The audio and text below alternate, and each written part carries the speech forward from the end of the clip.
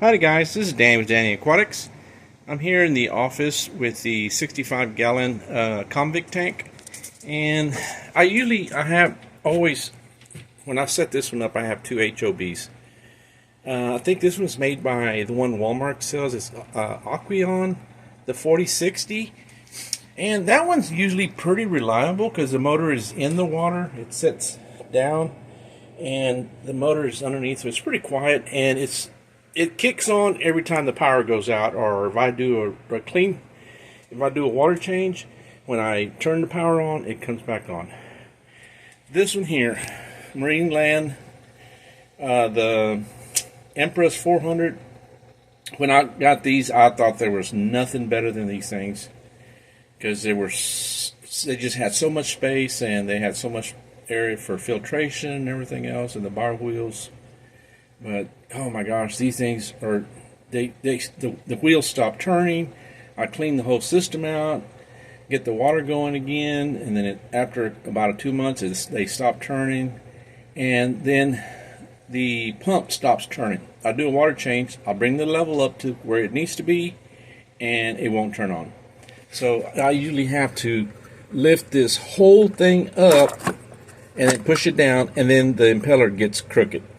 And then it won't turn it off. So I only have one of these running still that's been somewhat reliable.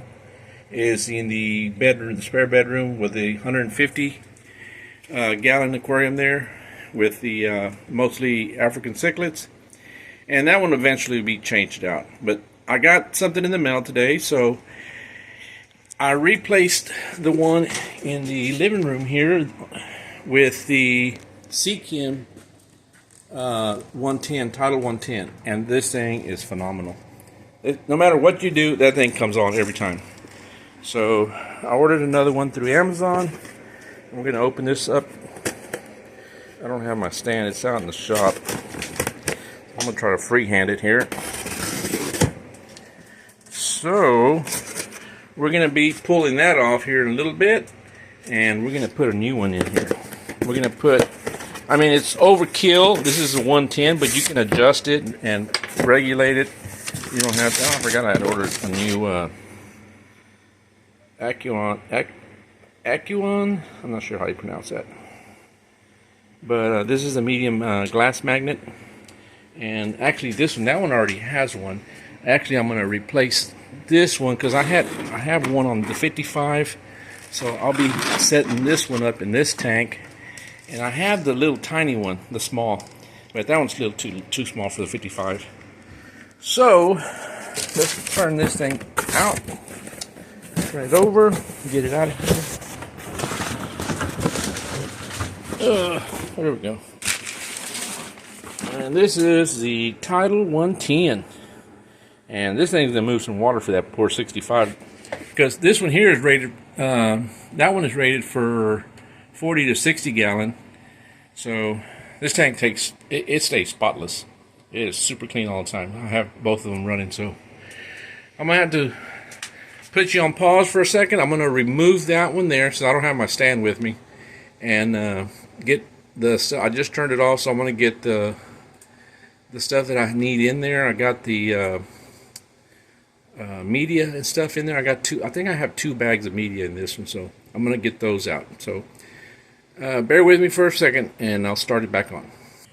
Okay, I pulled it off of there, moved it out, and I put it in this box. It's going to be probably just trash. I'll probably end up cleaning it up just to have it, but oh gosh, I don't really want to use that thing again. So I got all my media and stuff in here, and this is a Tidal 110 by seachem, and the instruction manual.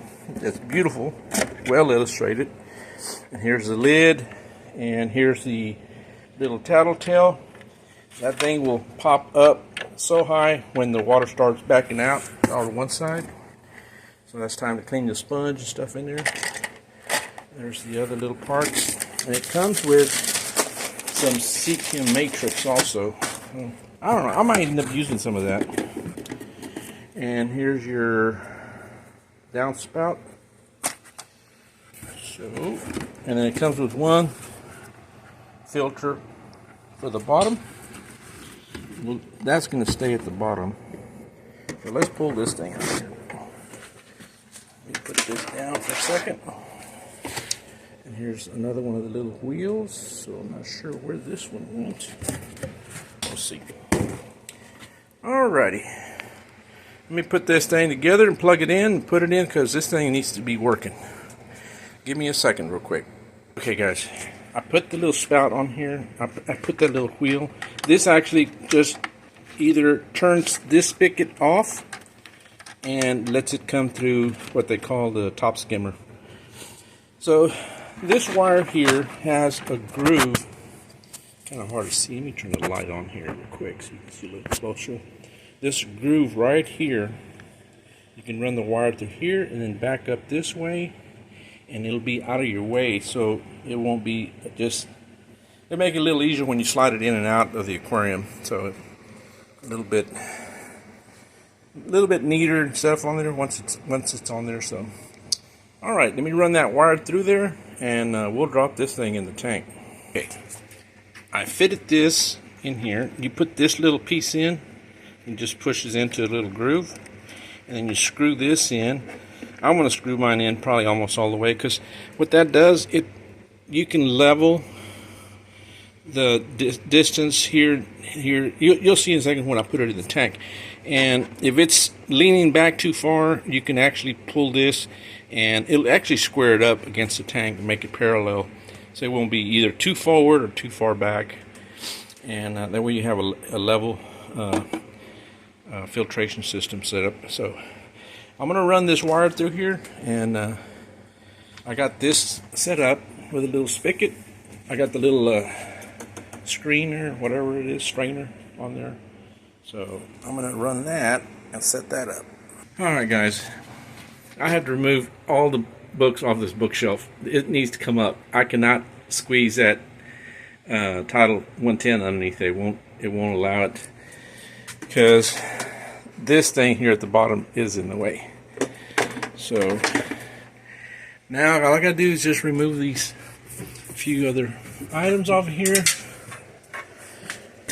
and move the board, really just temporarily. Ugh, thing's heavy. Okay, now I'll probably have to remove this centerpiece out of the way. Now this should just drop right in now, just like that. So there we go, and it looks pretty level, so that looks like it's gonna work good right there. Alrighty, I'm gonna put some media in there. Probably have to put all the books back up and all the shelves, and we'll get back with y'all. Okay, now I'm going to just add some of the biomedia that I had in here. Set some of that back up in there. Put some of my filter sponge that I had in there. And I'm probably going to add this bag of this stuff here, matrix. So let me open that up real quick. Alright, I got the media, the matrix, seachem matrix in there. I washed it off, put it in there. So now we're going to go and we're going to plug this thing in. I should be able to see it on here. Ugh. My knees hurt nowadays. Alright, I don't see the wire, but let me reach down there real quick. Give me a second. Alright, I got the wire. We're going to plug her back up here. Let's see her run. Let's see her come up. Let that level come up. It's pulling water hard, so it should start up here in a second. There comes the water level. Oh yeah, beautiful. Beautiful waterfall there. So let's see what this thing is rated at. Oh yeah, let's crank her up. We'll do some major washing. But other than that, guys, that's about it. So let me put this lid on here for it.